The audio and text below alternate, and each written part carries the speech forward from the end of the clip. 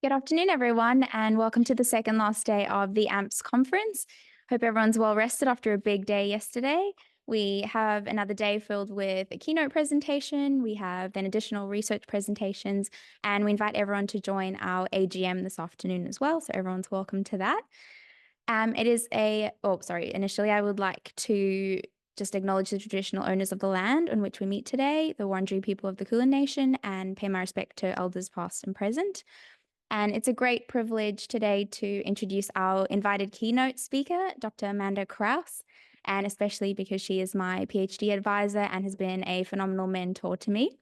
Amanda is a senior lecturer in the College of Healthcare Sciences and Department of Psychology at James Cook University in Townsville, and was the recent recipient of the Excellence Award in Change and Innovation at that institution. And you may have seen quite a lot of Amanda across the schedules. And that is because, contrary to popular belief, the A in AMPS is for Amanda. No, it really just speaks to the breadth of work that she's involved in and also her commitment to collaboration and to mentorship. So really a great privilege to introduce her today. So without further ado, we'll welcome Dr. Amanda Krause for her keynote presentation. Thanks everyone for being here and joining us today. What I wanted to do today was take the time to run through a program of research that I've been developing that's really focused on music listening in our world today.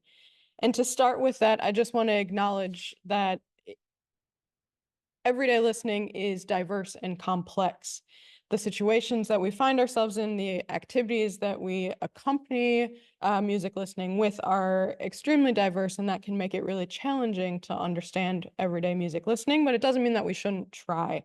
So to start, I just wanted to highlight Hargreaves' reciprocal feedback model that really says that there are three interacting components that interdepend on each other, as well as then into the response to the music we have. And that is the music, considerations of the context, as well as then considerations about the listener. So in thinking about listening today, I have two fundamental contentions that underpin all of the work that we do. And one is what I was just saying, that every day is diverse, and we need to understand that and dig into that. And the second is that the current listening technologies that we have are firmly embedded in our daily lives. So we're not going out of our way to include music. It is firmly embedded in our everyday lives. But yet we have a lot of our previous research that's really been looking at explaining music behaviors by only focusing on the listener or only focusing on the music. What this has meant is that it has typically ignored the possibility of people's interactions being context dependent. This is changing, and I'm very excited to see how much, even within our AMPS conference now, to see the research that's coming out. So that's extremely exciting. So what I want to do is talk about this program of research across a number of studies today. And I started my PhD with an experience sampling study that was involved a number of people getting texted twice a day at random times.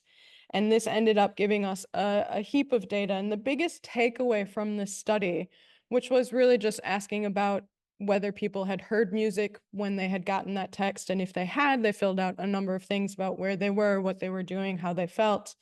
And the biggest takeaway was that there was strong evidence concerning the role of contextual features. And specifically, what the findings implicated were that there were differences in how people responded to music based in terms of the choice and control relative to the devices and the way that they were accessing and selecting the music. So those elements, those contextual features that were involved in the music listening experience were extremely important. And what this led me to do was try to figure out a theoretical explanation for our everyday experiences. So Mehrabian and Russell's environmental psychology theory states that human emotional responses result from variations in three dimensions: pleasure, arousal, and dominance. That third factor, dominance, which refers to the extent to which an individual in question is able to exert control over their environment, is extremely important for me. What they were saying with this model is that variations in these three dimensions interact to create your response. And there are approach responses and there are avoidance responses. So whether you want to stay in, look around, and explore the environment as opposed to avoiding, moving through quickly, or remaining quite still in an environment. And what I think this framework does is offer us a really promising means of exploring individuals' daily music interactions, because the pleasure and arousal dimensions can accommodate, at least to some extent, all of this earlier body of work within experimental aesthetics. But that additional dimension of dominance means that can also account for more contemporary evidence about individuals' control over and interactions with their context. I believe that this pleasure arousal dominance model might also explain then everyday music listening experiences, which really have been the subject of previous data collection, but often without very little theoretical consideration. So when we transfer this model into thinking about everyday music listening, pleasure and arousal in a music listening experience are conceptualized respectively as one's degree of preference or their liking for the music, and then how arousing, how energetic, that sleepy to energetic scale the music is found. Non-musical research tended to investigate dominance using an adjective pair of dominance to submissiveness, operationalized as the degree of control over a situation versus being controlled by the situation. This, however, does not translate semantically to the music context as well as the pleasure and arousal dimensions do. Consequently, what we've done is think about dominance in music listening behaviors as the amount of choice and control one has over music listening. And I've been fortunate to work with Adrian North on a number of studies to investigate this. And the first one we did a day reconstruction method. What this method asks people to do is think back about their previous day as a series of episodes. So I woke up, I took a shower, I had breakfast, and you sort of do your day throughout as a series of events. We asked people to do this, and then we asked whether or not music was involved at any point in these events that they did. So we had a large number of people complete this study, and you can see that overall, about 36% of the time, music was present throughout these events in the day. And what we learned from this was that we saw that pleasure and dominance were significantly related to liking the music that was heard, as well as being engaged with the music that was heard. And there were also, you can see on the left-hand side of these figures, elements about the individual listener, but on the right-hand list is elements about the context.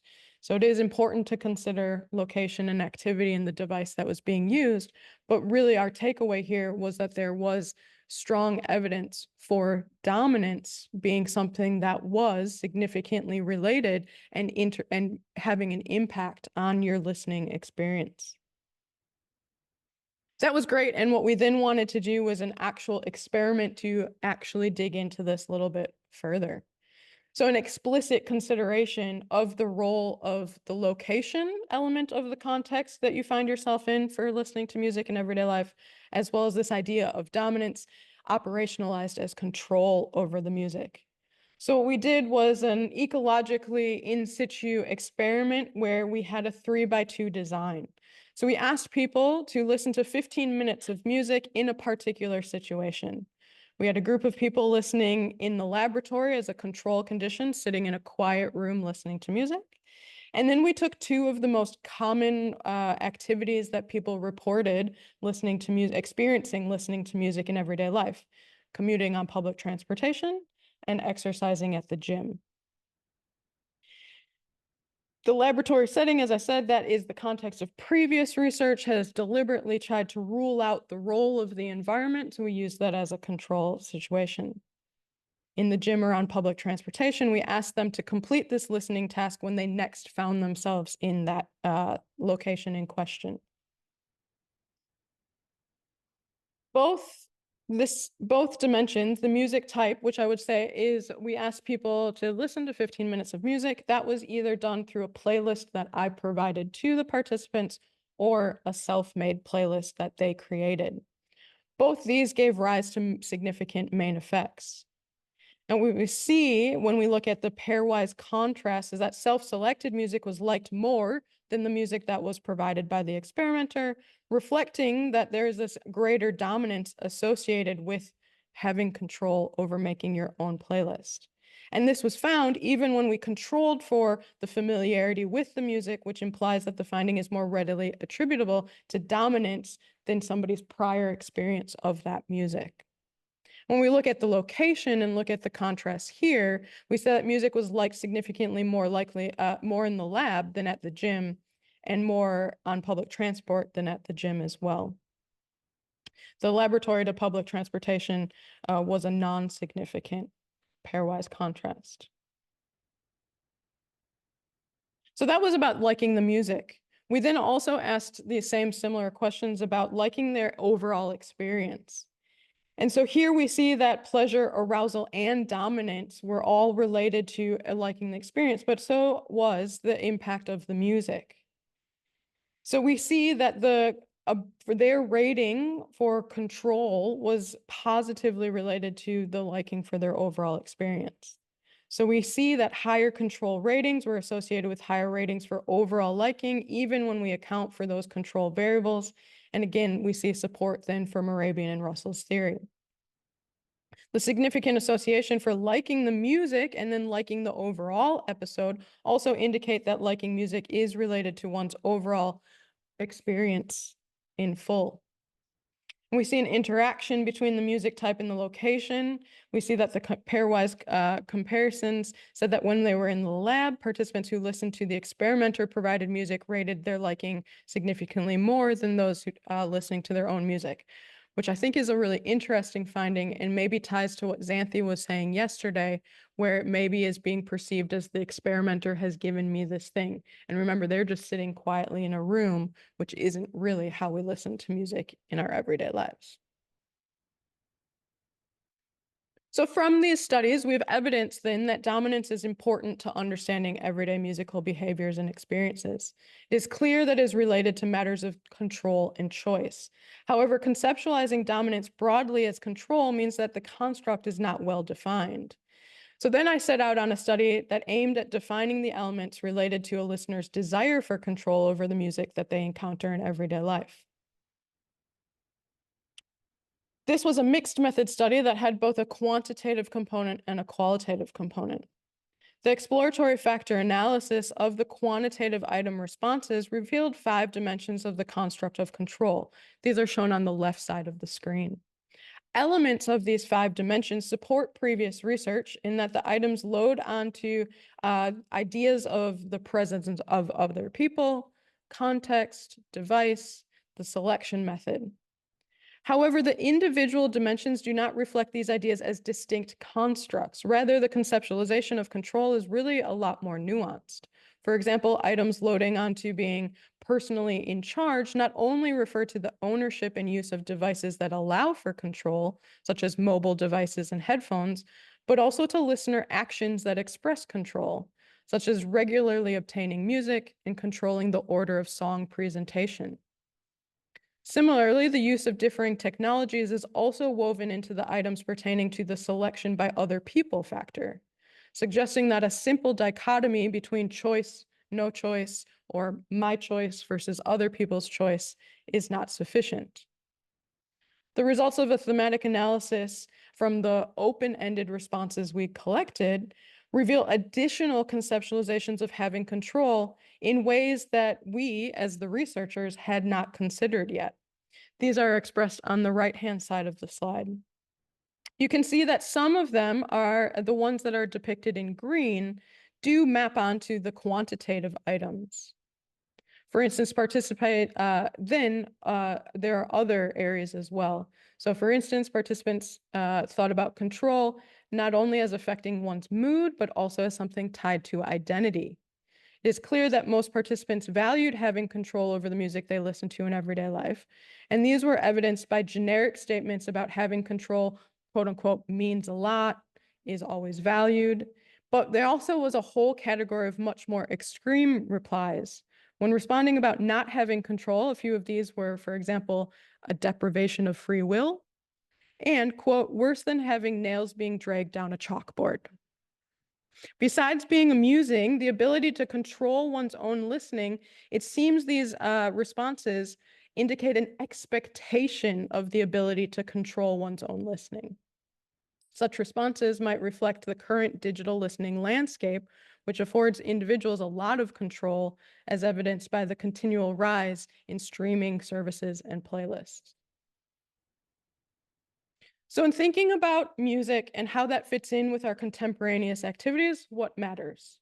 Well, we have evidence here that the elements include the devices we use, as well as how we access the music, the context we find ourselves in, notions of choice, control, and dominance.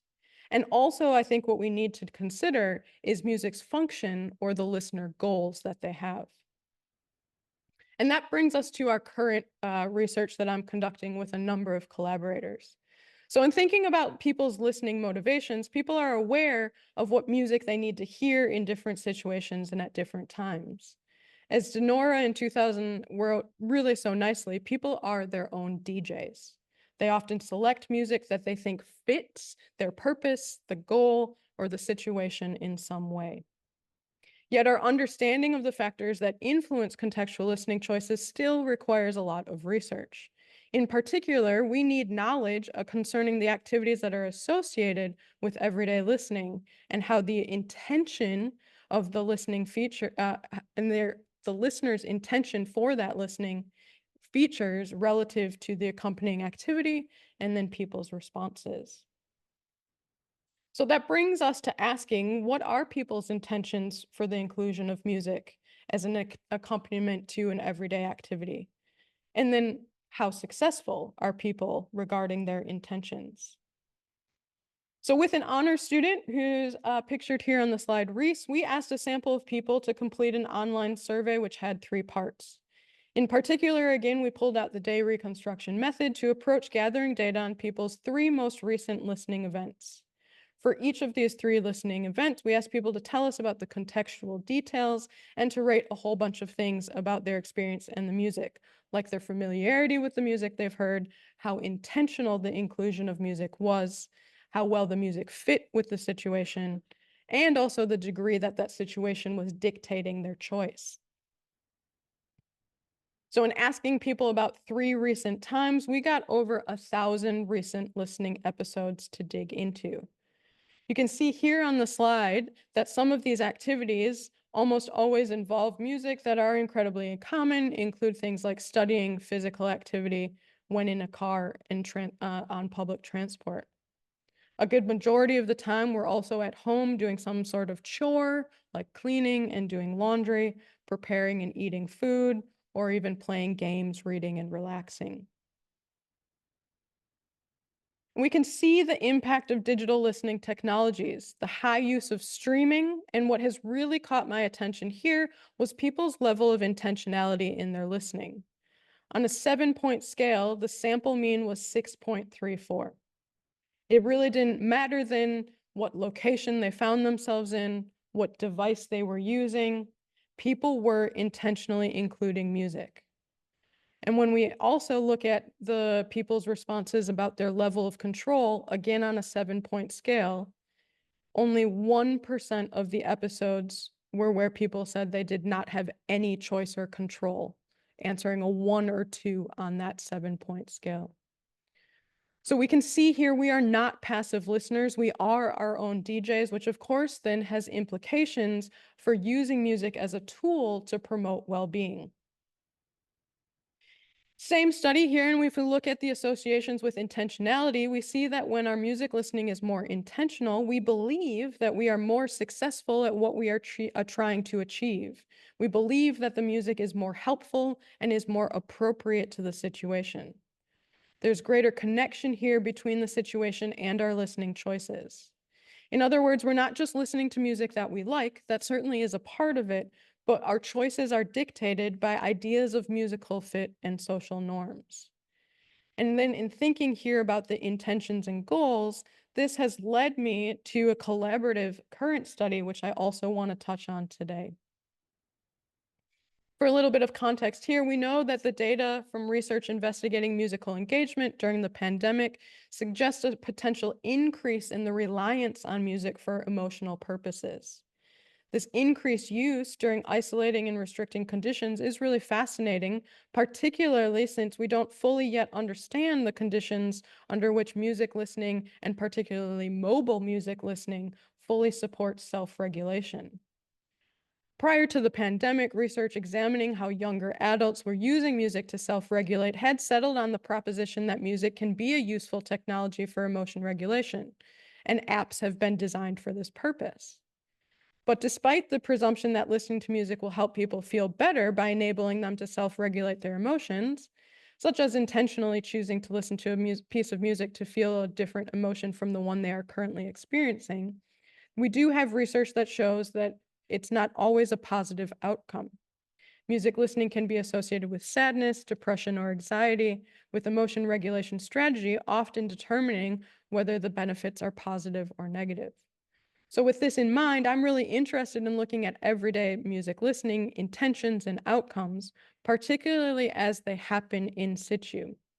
So, we're asking, what intentions do listeners identify as they start listening to music, and whether then they achieve that goal via their music listening 5 minutes into listening, and then also 20 minutes into their listening. Because of these questions, we and this interest in the contextual features, we're using experience sampling for this study. In particular, we are using Music, which is the mobile phone app designed for music experience sampling research. And I do have to admit that this research would not be possible without my amazing collaborators. We've got Dr. Margaret Osborne, Professor Katrina McFerrin, and also Miss Asia Lamb, who's taken on some of this project for her fourth-year honors thesis. So with this experience sampling study, music triggers the data collection. That means when people start listening to music, the app opens and it asks people to complete a short survey when they start listening, and then 5 minutes into it, and if they're still listening at 20 minutes, another survey comes up. They're asked about how they feel and to rate a number of features of the music and to provide contextual details. I will say we are currently still collecting data, so I'm drawing on preliminary data today, which comes from a sample of 16 people who each completed between 2 and 44 listening episodes. So we've got about 200 listening episodes, but are certainly going to collect more. So acknowledging that we are currently collecting data and that we haven't yet been able to do multi-level modeling, here we can see that music as an accompaniment to another activity is the most commonly selected reason for why people are listening. We then also have emotion regulation-based reasons, as well as just naming reasons like enjoyment and entertainment. We do hope to conduct analyses by splitting the sample, for instance, by splitting the sample based on the stated reason that they're listening and also based on their valence, arousal, and mood goals. But if I take the entire sample of responses, we can see that 93% of individuals stated that their music listening was effective in achieving their reason for listening 5 minutes in. Like the extremely high amount of intention that we saw in our day reconstruction method, this high degree of success really intrigues me. We really need to dig into this with a full sample, especially because for those still listening at 20 minutes and then are still willing to fill out a response then, we see that 38% of listeners stating that their listening context had changed. They were no longer doing that same activity, or maybe they no longer had that same uh, parameters around who was involved and the reason why. This then has implications for considering our listening goals. Listening is dynamic. As raised yesterday in a session, it unfolds over time. And if we return to Hargreaves' reciprocal model, the context, the person, and the music, and the person's response are all interdependent. So this deserves our collective attention in the research that we conduct, especially when we tie intentions and listening responses to well-being. So with that in mind, I want to return to something Bull wrote in 2007. Bull wrote that digital listening technologies give, quote, users unprecedented ability to weave the disparate threads of the day into one seamless and continuous soundtrack. Well, today we'd probably definitely replace iPod with our mobile phone. Bull's notion of music listening as a Sherpa stands firm. As Sloboda and colleagues wrote in 2009, listening with silent attentiveness to music is the exception. And so, my takeaway for you today is that our understanding of our everyday music listening experiences are incomplete without considering the role of technology, the context we find ourselves in, and the intentions that we have. As researchers, we have at our hands the task of interrogating the role of constructs such as dominance, agency, and intentionality in the research that we conduct. It is these that move our understanding forward and have great implications for leveraging everyday music listening for promoting well being. So, in conclusion, I look forward to what all of our research continues to tell us about music listening in today's digital world.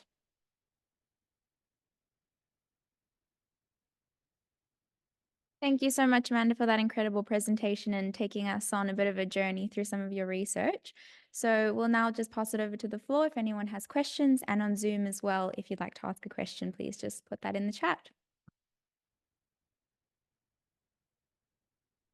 Thanks very much, Amanda, for this wonderful overview and talk. And I was really interested in this result that only 1% of people were listening passively.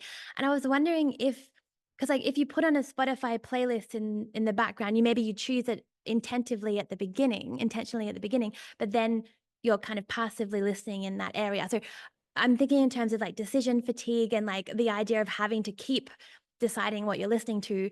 Can you talk maybe a little bit about that in terms of how Spotify might be pigeonholing us in a way, and is it actually passive? Yeah. Thanks, Anna. That's a great question. So, in some of the previous research, there was this idea of a dichotomy of you have choice, you have not.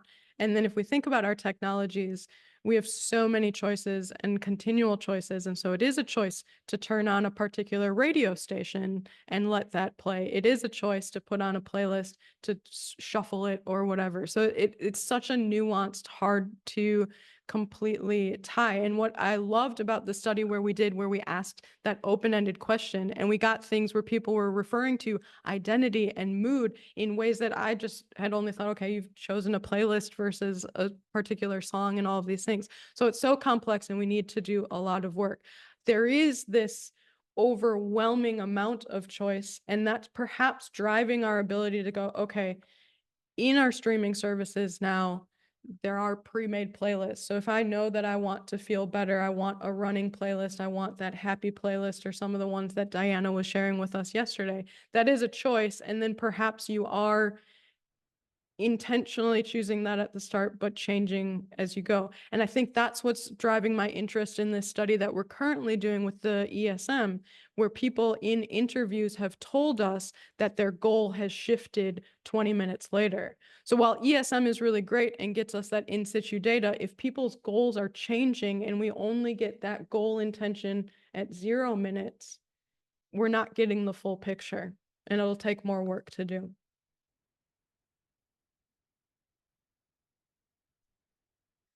Thank you, Dr. Krause, for such a very amazing presentation.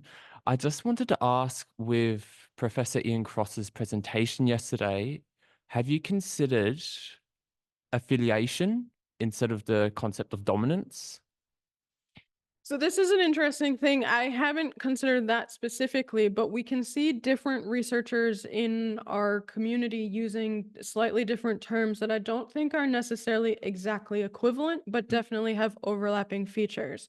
So Morabian and Russell, where I've drawn on, talks about dominance. I've operationalized that as choice and control, but we also have self-determination theory where we have autonomy. We have Suvi and her colleagues using agency. And so we have a lot of words that we need to disentangle and understand what's shared amongst those ideas. And also, I think what might also be separate from those different terms. Absolutely, I agree. It just sounds like it's with the goal changing that was mentioned earlier. You know, that might be just that two-way interaction. Sounds very interesting in different lights. Be very interested. Thank you. Yeah, definitely. Thank you. Yeah, fantastic talk, Amanda. I really loved so much of that. I guess one thing that you touched on briefly that I'd wonder if you'd elaborate on a little bit was how some of these contextual effects on music listening are shaped by culturally inherited social norms and this sort of thing. So do you have good examples in your own work or like other stuff know of about differences in those norms and how they play out in how that context shapes things? Yeah, thanks, Courtney. We did a study, part of my PhD, I worked with Adrian, doing a study where we asked people to make playlists for 8 different situations. So we sort of gave people a playlist and we chose different situations in terms of the level of arousal that would be sort of expected. So we had a running playlist versus a I'm going to sleep playlist. And we also had a couple contexts that we thought were more sort of constrained in a wedding playlist versus less constrained of you have to do the washing up or the laundry at home. And what we saw there again was that yes, people are choosing music that they like and listen to, but another level above that is the context is playing a role. So people are making choices, and we dug into that data in terms of the BPM to look at an objective measure of arousal as well as a subjective rating. And we also asked people in that study how similar they thought their playlist would be to somebody else making a playlist for that same situation, as well as how much the situation was dictating their control. And we saw differences there. So the running playlist, the at-a-home party playlist, people thought were going to be much more similar. The BPM was much more constrained. Whereas then if you take the washing up at home, doing the chores, it's wide open. So yes, we see there that we have these social norms playing a role. And I think then there's also not only sort of your social group and intergroup norms, but then a layer of culture as well. And then we also have the research that we've done that shows that seasonality comes into play. So we've got these very micro level influences, but all the way up to that very macro level as well. From Melissa Forbes, we have a great presentation, Amanda, with my ECR development chair hat on. What is your secret to your prolific research output? How can ECRs learn from your approach to research to produce a similarly impressive body of work? Oh, thanks, Melissa. One of my secrets is this amazing group of people that I have tried to put faces onto a slide here, including people who are represented by that yellow smiley face there. Yes, I think it's a lot of hard work, but finding your own tribe. I think I've been really lucky to find the people and seek out experts in areas that I want to learn from and work with those people. And now my goal, as I mentioned to people yesterday, is to finish the projects I have started. So I'm not a perfect role model to look at for all these projects. But I think what I would say to early career people is, one, get involved in AMPS and meet people, which is why we're very excited to do this in person this year, having been through COVID, but also find your tribe and build those connections and learn from each other. So following on from that, just as a point of interest, obviously you've not only done research on that particular topic. Do you want to tell us how the breadth of things you've done has informed how you've continued with this particular line of inquiry? Yeah, thanks, Jane.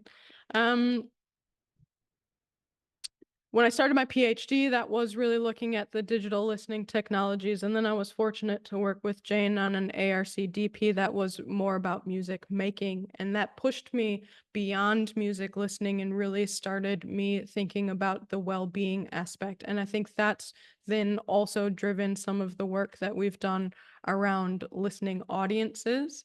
And so I talk a lot about everyday music listening, but we've also started to look at sort of more focused, intentional listening because it's such a contrast to everyday life. So I definitely think that the breadth of the projects that I've expanded into has helped me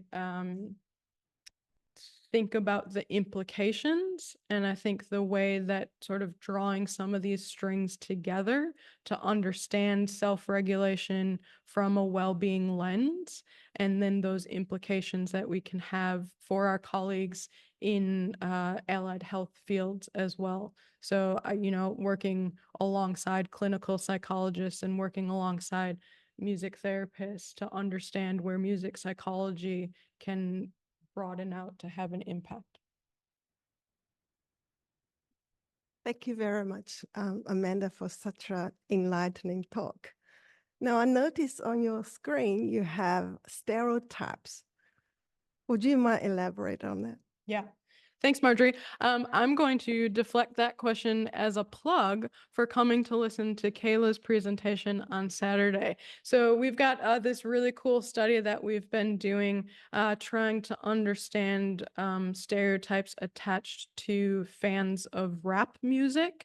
And so looking at in an adjudicative legal context, how there are implications there. So we're starting to understand sort of stereotypes that are attached to not only genre preferences, but sort of then inhabiting characterizations of people. Yeah, so again, we've just started with rap, which is pretty narrow in that, but I think again, it broadens out and connects to work that Merrick has done and other people have done around in-group, out-of-group. And then even I think it can expand back to, you know, Courtney, when you're talking about those cultural influences as well. We just have time for a final question. Solange had her hand up. I'm being forced to be quick. So thank you, Amanda, as always, and I don't have to say it, brilliant presentation. On our first day here, we had that speed dating, and one of the questions was, if your research was a movie, what would it be? Not going to ask you that, but kind of similar. If your research could be a sci-fi novel, what do you think it will be in the future? And the reason I'm asking that is because you touched on the role of technology, and of course, the looming thing that we're all thinking about at the moment, particularly those of us in a teaching space, is AI, and the possibility and, well, the reality that AI can create music in real time for us, potentially feeding off our biometric data, etc. So what do you think, in your expertise, would be the role that AI may play in the future, particularly in relation to that question of dominance? Ooh, that's a really interesting question, and we definitely need to do a lot of work in that AI space to understand it. I was talking the other day around identity process theory. So thinking about facing threats as musicians, one threat might be the context of AI and how we continue to work there. And so trying to understand that. I think that links to stereotypes. If we're thinking about then having parasocial interactions, are we going to feel less connected to something AI makes than people make? And so there's a lot of spaces. I go back, and this is slightly on a tangent to your question, but I always go back to the fact that the original Walkman had 2 headphone jacks so that you could still share your listening. And we see this with people who have one earbud in their ear and one earbud in their other ear. So there's shared listening. I think we've gone so far into a privatized auditory listening bubble. And we saw in the pandemic just how much music was able to bring people together, which has been throughout history.